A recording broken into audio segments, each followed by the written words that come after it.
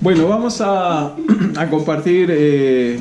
Pablo estaba leyendo ahí el texto que toca la bienaventuranza, bienaventurados los. Y vamos ahí a Mateo capítulo 5, versículo 11, 10, 11 y 12. Y pensaba hacer solo el versículo 10, pero está muy relacionada las dos bienaventuranzas, ¿cierto? Y concluyen también ahí. Entonces vamos a pensar un poquito en ellas. Y sin duda, cuando pensamos nosotros en lo que está diciendo el texto, ¿se acuerdan lo que es bienaventurado, cierto? ¿Cómo es? Dichoso, ¿cierto? Felices, algunos dicen doblemente feliz. El tema es que en esta bienaventuranza es difícil ser feliz. Porque dice, bienaventurados los que padecen persecución. ¿Usted estaría feliz sabiendo que lo están persiguiendo? ¿Hay algo que están haciendo en contra suya? Ninguno de nosotros. Y por eso alguien la tituló esta sección de la bienaventuranza de sufrir por Cristo. Ahí está hablando de dos aspectos. Dice, bienaventurados los que padecen persecución por causa. Ahí está la causa primero, por causa de la justicia. Dice el primer versículo, ¿cierto? Después, porque de ellos es el reino de los cielos. Y el versículo 11, bienaventurados seréis cuando por mi causa. Ahí está la otra causa. Una es por la justicia, o sea, vivir como un creyente, un hijo de Dios, y la otra es por causa de Cristo. Esas son las dos que muestra ahí el texto en este versículo, en estos dos versículos. Pero mire cómo dice ahí el versículo 11, bienaventurados seréis cuando por mi causa os insulten, os persigan y digan toda clase de mal contra vosotros. Y termina el texto diciendo, mintiendo. O sea, ninguna de esas cosas es verdad, y eso es lo que va a suceder o va a pasar con alguien que decide vivir para el Señor Jesucristo, vivir de alguna forma, ¿cierto? De acuerdo a cómo Dios nos está demandando. Ahora se acuerdan y hemos visto o han estado viendo ahí todas las semanas lo que son esas bienaventuranzas. Y todas, si se acuerda, todas las bienaventuranzas tienen una idea de futuro. Serán, vendrán, y esta bienaventuranza está hablando de ahora, del presente. Dice, no está diciendo serán bienaventurados los que padecen persecución por causa de la justicia, porque de ellos es el reino de Dios. Después el otro texto también está haciendo y dándonos la idea de que es algo de ahora. Y si pensamos nosotros en esta palabrita que no nos gusta, ¿cuánto le gusta la palabra sufrir? A ninguno, ¿cierto? ¿Ha sufrido usted alguna vez? No estamos hablando de sufrir por amor, ni cortarse las venas, ni nada de eso. A veces, ¿sabes que el creyente mal entiende un concepto? Es sufrir por el pecado. No es lo que está diciendo acá. Acá está hablando de el sufrir por identificarse con Cristo, por decirle a la gente, al mundo, yo soy un creyente, un hijo de Dios, y eso es lo que hacía la iglesia en ese tiempo. Nosotros no sabemos tal vez mucho cómo funcionaba o cómo era esta vida en las iglesias. Y eso es algo también que se está dando hoy día en el Oriente. Muchos cristianos están sufriendo por causa de Cristo, por decir solamente soy un creyente. Yo no sé sinceramente si a nosotros nos va a tocar vivir algo así tan extremo. Pero sí nosotros podemos identificarnos, y quiero que podamos pensar un poco en estos versículos, qué podemos aprender de ellos. En la iglesia primitiva, o en el tiempo cierto en que todo este contexto se da, el Señor Jesucristo, cuando está hablando a estas personas, los judíos que escuchaban, ellos vivían un evangelio, un mundo, su vida cristiana no era una vida fácil. Y tenía muchas complicaciones. Y piense, por ejemplo, en cómo sería su trabajo. Alguno que se convertía al evangelio. Era un hombre, un carpintero, alguien que trabajaba haciendo una construcción, y le pedían que construyera un templo para un Dios. ¿Qué haría ese cristiano? ¿Qué haríamos nosotros? Era complicado. estar en un trabajo o en el tema y decir, ¿cómo haría en esta situación? ¿Qué haría? ¿Cuáles serían mis principios? ¿Estaría yo dispuesto a ceder porque necesito el trabajo, necesito alimentar a mi familia? Ellos estaban viviendo con presiones así, que tenían que determinar y decidir y mostrar, esto es realmente lo que Cristo es para mí, esto es lo que el Señor significa en mi vida. ¿Qué pasaría también en cuanto a la vida social? La vida social también para ellos era muy importante y sin duda le afectaba. En el mundo antiguo la mayor parte de las fiestas se celebraban en el templo de algún dios. Cualquiera de las fiestas se celebraban en el templo de algún dios. Entonces tenía que empezar a decidir, a cortar con mi vida social por ser un creyente, un hijo de Dios. Muchos sacrificios se hacían. Algunos sacrificios se tomaba el animal y se sacaba un poco de cabello para simbolizar el sacrificio, y el animal que era destinado para los dioses lo repartían entre ellos y eso era lo que comían. Y si era un creyente, él tenía que decidir, ¿qué hago en esta situación? Entonces empezaba a distanciarse de la sociedad, aquel que realmente quería. ¿Podría un cristiano participar en una fiesta que se celebraba donde habían celebrado una fiesta pagana? Ese era el tipo de sufrimiento que a ellos les tocaba. Pero mire, lo peor de todo era que un cristiano podía llegar a traer todo, solo por ser cristiano, traer problemas a su familia. Y no sé si a alguno de nosotros le ha tocado, por ser creyente, tener complicaciones en su familia, que lo echen de su casa, que no existe. Eso es lo que hacen en el Oriente. Esta persona se cambia del Islam a ser cristiano y muere, y pierde todo, ya no existe, es una persona muerta para la familia. Y el texto, ¿cierto? Y la palabra de Dios el Señor nos dice, bienaventurados son esas personas. ¿Cómo podemos nosotros entender eso? ¿Cómo podemos tenerlo en mente tal cual como el Señor quería decir? Siempre y una y otra vez tenían ellos las complicaciones familiares. De hecho, muchas cosas que hacían en contra de los cristianos eran porque ellos mal entendían muchos conceptos del amor ágape, del estar teniendo un tiempo en comunión. Para ellos era inmoralidad sexual, pues no entendían obviamente cómo era la vida del creyente. Era tan terrible, tan complicado. De esta semana que estuve con los jóvenes de Club Bíblico hablábamos de el cielo. Y le decía que los creyentes vivían con una expectativa diferente, y que lo que hacía que vivieran así era porque, ¿cierto?, miraban de una forma distinta todo lo que venía. Ahora, ¿por qué? Era pensar en lo que ellos vivían. Y mire algunas cosas que escribió un comentarista bíblico que habla de algunos de los castigos que ellos tenían, para que podamos contextualizar en qué situación el Señor Jesucristo le está diciendo: bienaventurados los que padecen persecución, bienaventurados hoy por mi causa cuando vituperen. Mire algunas cosas que sucedían. Los castigos que tenían que sufrir un cristiano eran terribles, más allá de toda descripción. Todo el mundo sabe de los cristianos que se les echaban a los leones, se quemaban en el patíbulo, pero estas eran muertes piadosas. Eran algo común y todos sabían que eso iba a pasar.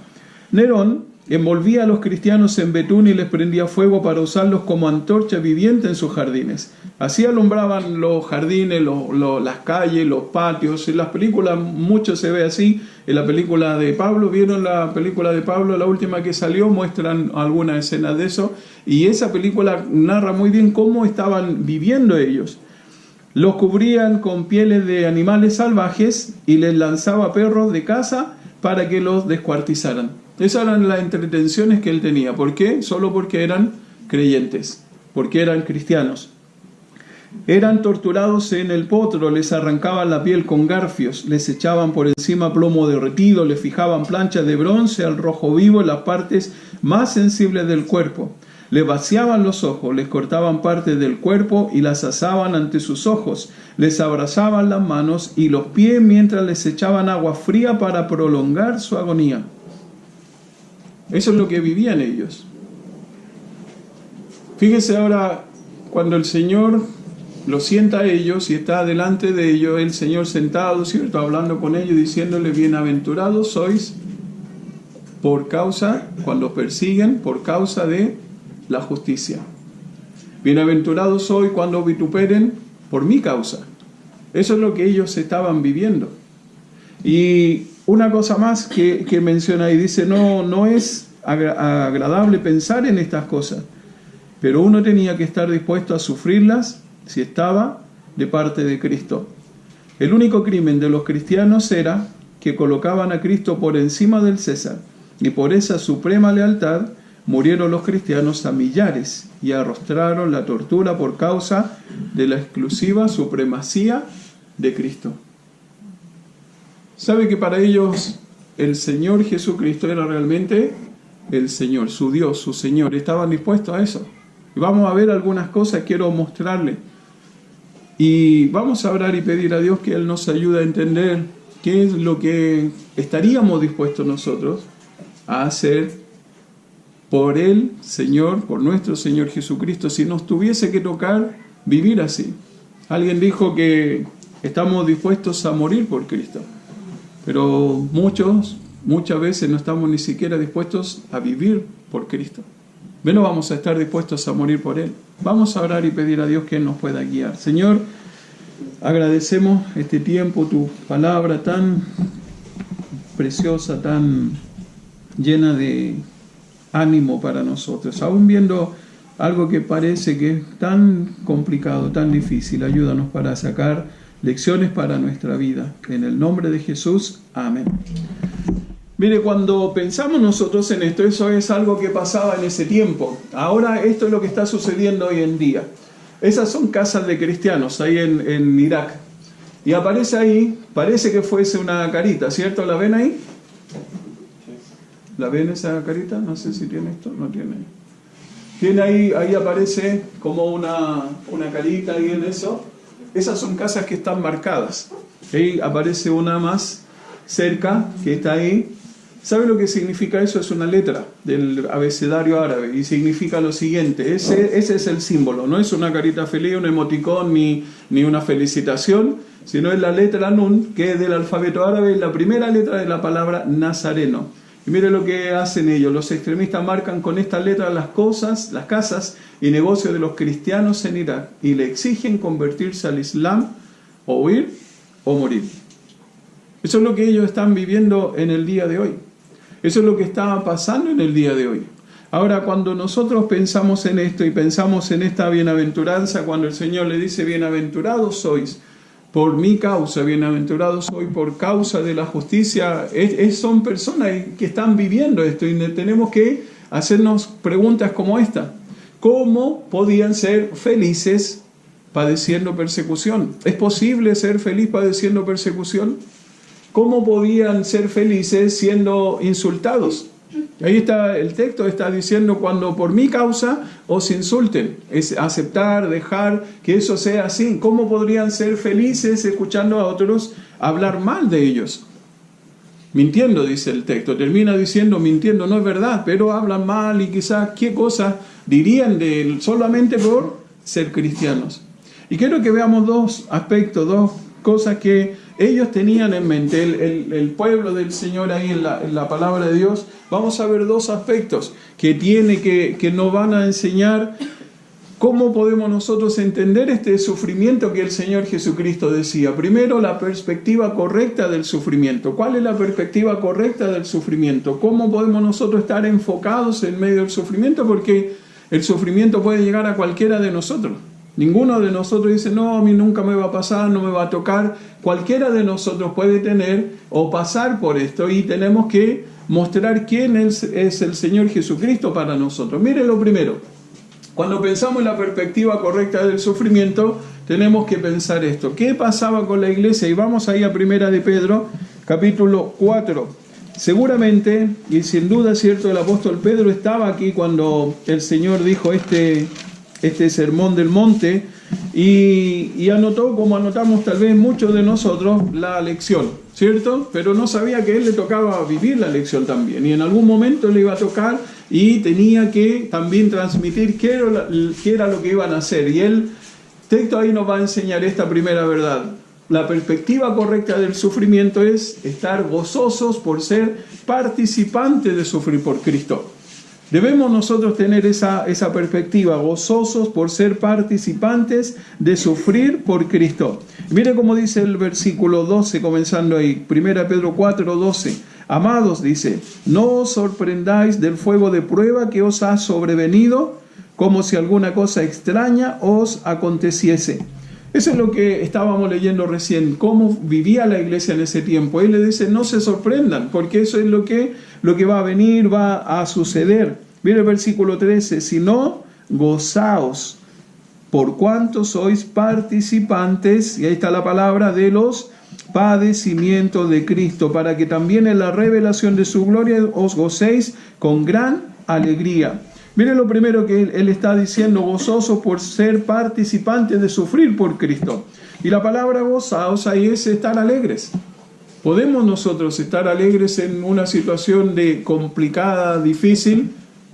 Pero miren lo que está diciendo el apóstol, dice, la perspectiva correcta es gozosos por ser participantes de sufrir por Cristo. Miren el versículo 14. Si sois vituperados por el nombre de Cristo, sois bienaventurados porque el glorioso Espíritu de Dios reposa sobre vosotros. Ciertamente de parte de ellos Él es blasfemado, pero por vosotros es glorificado. Así que ninguno de vosotros padezca como homicida o ladrón o malhechor o por entremeterse en lo ajeno. Pero si alguno padece como cristiano, no se avergüence, sino glorifique a Dios por ello. ¿Sabe que la iglesia, ellos entendían, decía, esto que estoy haciendo me debe traer gozo, debo estar contento por ser participante de sufrir por Cristo? Imagínense la perspectiva que ellos tenían. ¿Cómo es la perspectiva nuestra en un sufrimiento? No vamos abajo, tenemos que empezar a tomar pastillas por la depresión, tenemos que ir al psiquiatra, al psicólogo y a todos los profesionales. Y miren lo que ellos hacían. Gozosos por ser participantes. Yo soy parte de esto, decía, yo estoy participando, todos nosotros nos gusta participar en algo que sea exitoso, algo lindo, pero ninguno tal vez estaría contento de participar por sufrir por Cristo. ¿Se da cuenta lo que dice y lo que nos está motivando ahí la palabra de Dios? ¿Cómo debemos nosotros actuar? Mire cómo dice Pablo ahí en Filipenses 1:29. Estar alegres por cuanto sois participantes, es lo que motivaba el apóstol Pedro a la iglesia. Mire el versículo 29 de Filipenses capítulo 1. Pablo le dice a la iglesia ahí en Filipos, porque a vosotros os es concedido, y ahí está otra vez la expresión de la bienaventuranza, a causa de Cristo, no solo que creáis en Él, sino también que padezcáis por Él. Creer en lo que debemos hacer, ¿cierto? Y recibimos todos los beneficios por creer. Pero estaríamos gozosos de participar en un padecimiento por Cristo. La perspectiva que ellos tenían era esa. La primera idea, ¿cierto? Y lo que nos dice, gozosos por ser participantes de sufrir por Cristo. No solo eso, miren lo segundo, gozosos por ser privilegiados de sufrir por Cristo. Ellos no solo decían, estoy contento porque soy parte, estoy contento porque es un privilegio, tengo yo el privilegio de sufrir por Cristo. Fíjense la perspectiva que ellos tenían. Ellos decían, es un privilegio esto que me está pasando a mí, es un privilegio, estoy sufriendo por Cristo. Y miren cómo dice Hechos, capítulo 5, versículo 40, cuando están los apóstoles y aquí está Pedro ante el concilio. Mire las palabras que ellos utilizan. Hechos capítulo 5, versículo 40, 41, dice, y convinieron con él, y llamando a los apóstoles, estos que están hablando son las autoridades, los sumos sacerdotes, y dice, y convinieron con él, y llamando a los apóstoles, después de azotarlos, les intimaron que no hablasen en el nombre de Jesús y los pusieron en libertad.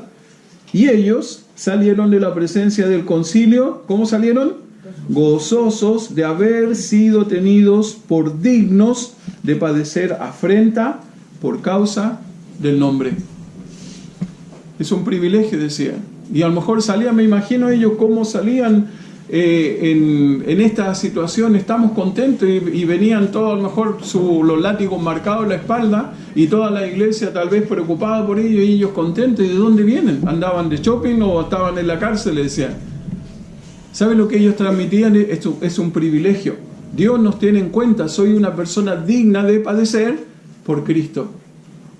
A lo mejor cuando el Señor Jesucristo estaba diciendo bienaventurados, esa era la idea que Él estaba transmitiendo. Tienen que estar felices, van a pasar situaciones, pero tienen que tener esa perspectiva correcta, gozosos por haber sido tenidos por dignos, gozosos por ser privilegiados de sufrir por Cristo.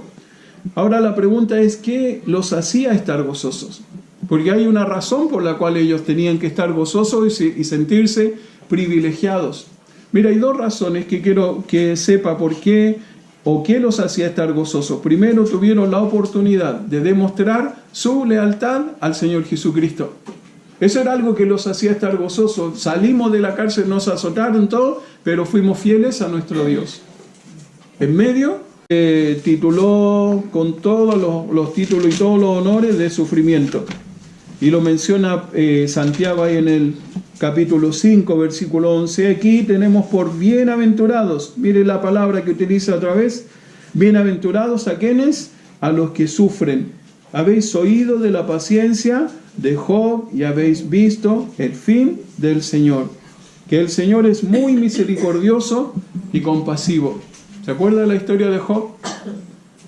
Job tuvo que entender esto. El sufrimiento me hará conocer a Dios perfectamente. ¿Quiere saber cómo es conocer a Dios en medio del sufrimiento? Lea el libro de Job. Vea el libro de Job. Aprenda de Job. Y se va a dar cuenta que él entendía perfectamente. El sufrimiento me ha hecho conocer a Dios.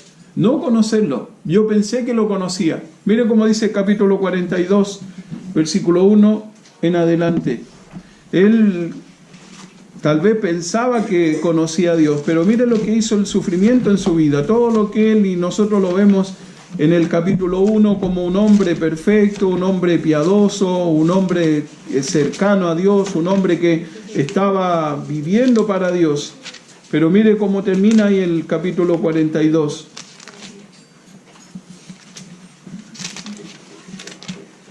Yo conozco, respondió, dice versículo 1, respondió Job a Jehová y dijo, yo conozco que todo lo puedes y que no hay pensamiento que se esconda de ti. ¿Quién es el que oscurece el consejo sin entendimiento? Por tanto, yo hablaba lo que no entendía, cosas demasiado maravillosas para mí que yo no comprendía. Oye, te ruego y hablaré, te preguntaré y tú me enseñarás. Y mire el versículo 5. De oídas te había oído, mas ahora mis ojos te ven. ¿Sabe qué lección tuvo que, o ese es el resultado de el sufrimiento en su vida? Ahora sé quién eres, Dios. Ahora sí puedo entender completamente que el sufrimiento me hará conocerte a ti perfectamente. Y si hay algo que les puedo decir a alguien que me pregunte es, el sufrimiento te hará conocer a Dios. El sufrimiento nos hará acercarnos a Dios y eso es lo que debemos entender y ver. Mire cómo lo dice Ray y comenta algo en cuanto a esto y él dice lo siguiente. Si conocemos a Dios, no necesitamos saber por qué Él permite que experimentemos sufrimientos. Si conocemos a Dios, no necesitamos saber por qué Él permite que experimentemos sufrimientos. Él no solo controla el universo en todas sus facetas, eso es lo que tuvo que aprender Job. El Señor le pregunta, le dice, ¿sabes tú quién hizo esto? ¿Sabes tú quién saca los relámpagos? ¿Sabes tú cuáles son los depósitos de los vientos? Él es el Dios que controla todas las cosas. Él no solo controla el universo en todas sus facetas, sino también nuestras vidas. Mire cómo termina diciendo ahí el comentarista, y Él, Dios, nos ama. ¿Usted cree que Dios quiere hacerlo sufrir porque sí? Hay un propósito, claro, en el sufrimiento. Tenemos que descubrir cuál es ese propósito. El Señor cuando dice bienaventurados sois, hay un propósito. Sean felices porque no es porque se me escapó o se me fue. Hay un propósito en el sufrimiento. Miren lo segundo.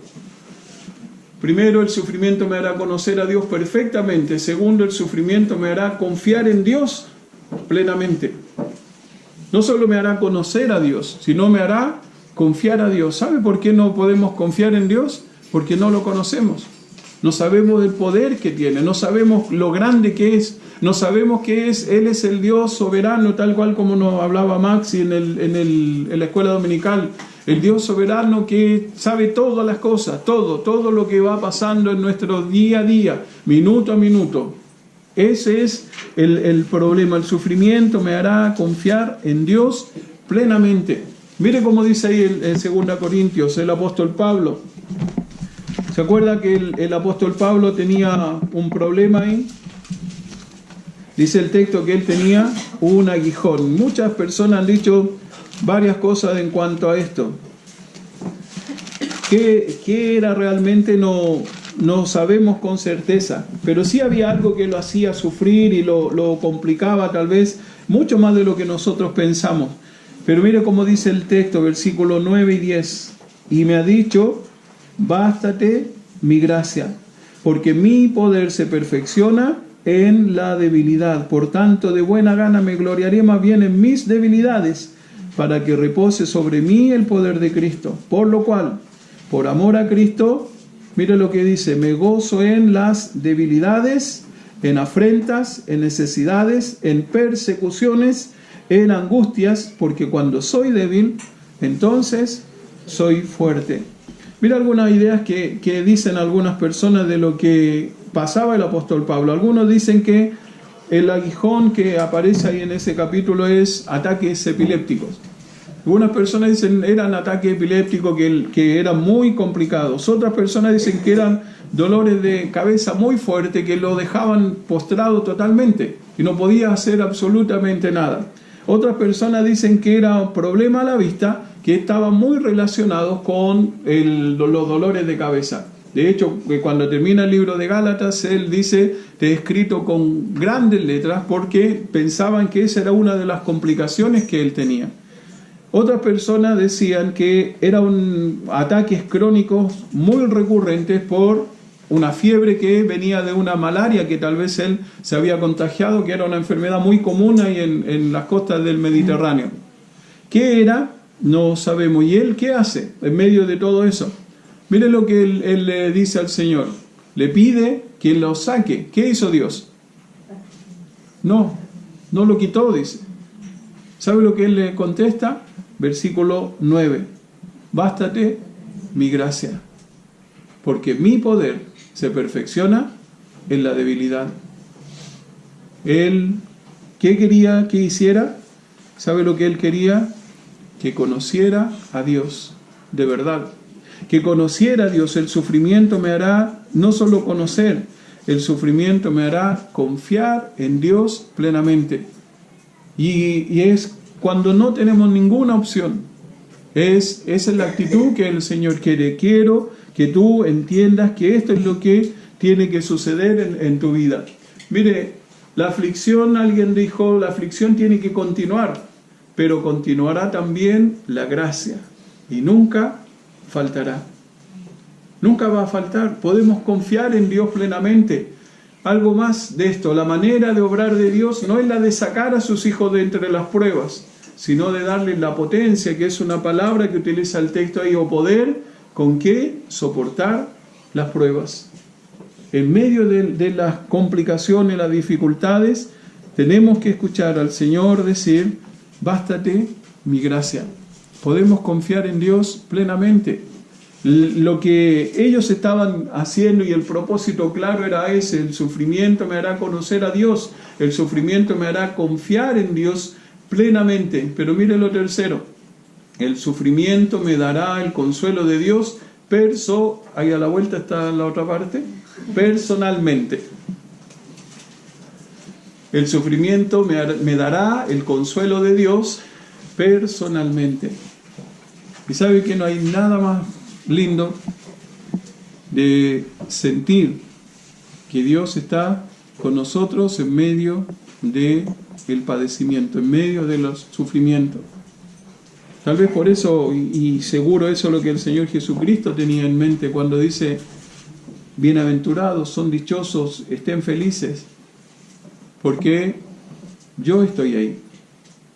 Mire cómo dice el apóstol Pablo ahí en el texto 2 Corintios capítulo 1.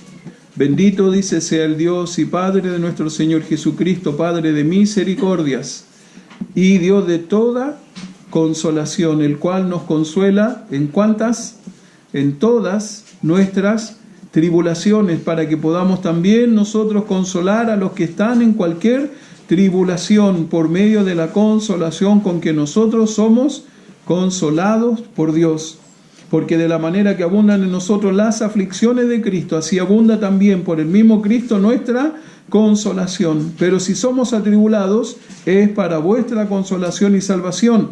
O si somos consolados, es para vuestra consolación y salvación, la cual se opera en el sufrir las mismas aflicciones que nosotros también padecemos. Y nuestra esperanza respecto de vosotros es firme, pues sabemos que así como sois compañeros en las aflicciones, también lo sois en la consolación. Porque, hermanos, no queremos que ignoréis acerca de nuestra tribulación que nos sobrevino en Asia, pues fuimos abrumados sobremanera más allá de nuestras fuerzas, de tal modo que aún perdimos la esperanza de conservar la vida. Y en capítulo 4 dice, leve tribulación, momentánea. Estuvimos a punto de morir, pero es algo leve, no hay complicación. ¿Sabe por qué? Porque él entendía cuál era el propósito. Y un propósito en medio del sufrimiento es: el sufrimiento me dará el consuelo de Dios personalmente. Personalmente. Dios utiliza y va a utilizar muchas formas. Ahora, fíjese el texto ahí en Mateo, dice, bienaventurados los, ¿cierto? No está hablando de una persona.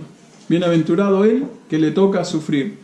Bienaventurados los, y está hablando de que nosotros debemos estar, y es lo que Pablo le está diciendo también ahí en medio de eso. Ustedes son y están. ¿Cuántas veces nosotros fallamos en ser ese consuelo, en no estar en el momento en que las personas necesitan que nosotros podamos ayudarles, consolarles? Tal vez Dios nos quiere usar a nosotros para hacer ese consuelo, que la gente que está sufriendo pueda sentir que yo estoy siendo el instrumento de Dios para eso.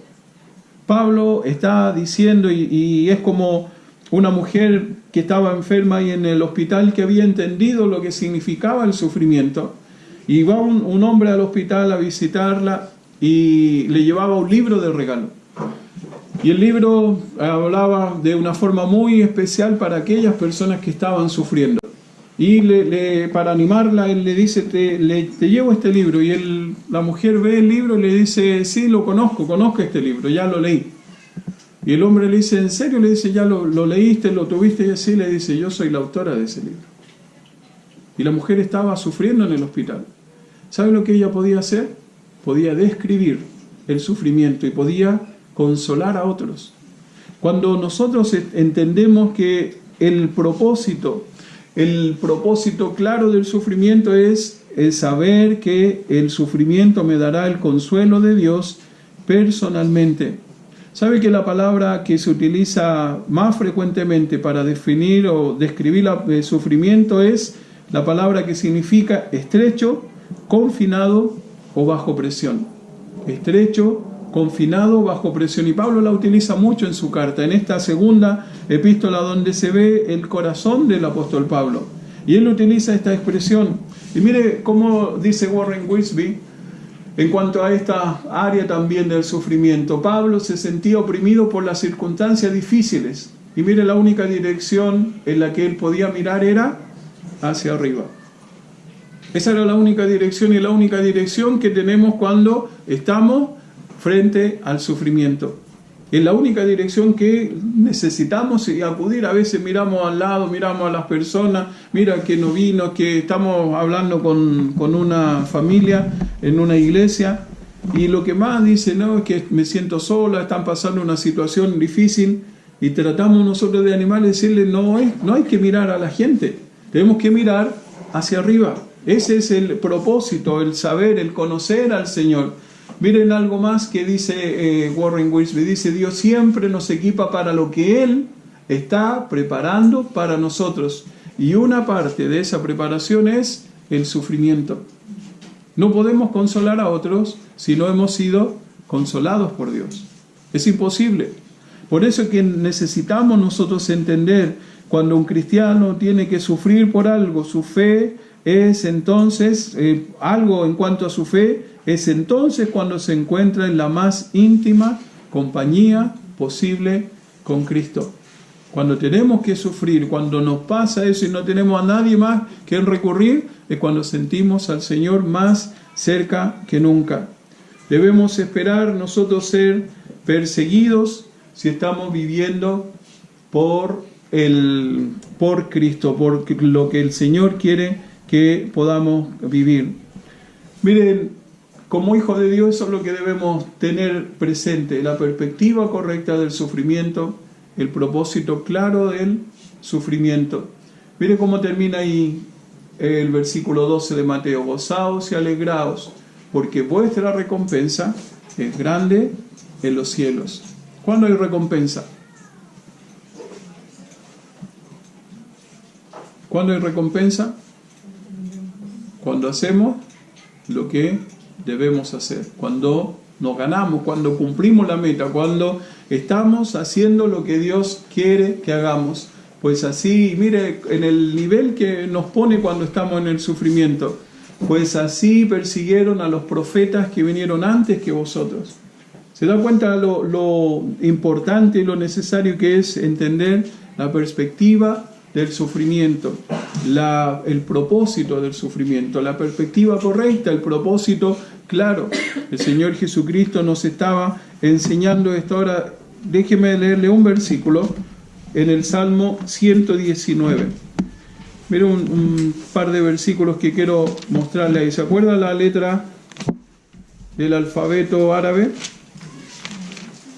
Mire el Salmo 119, versículo 105.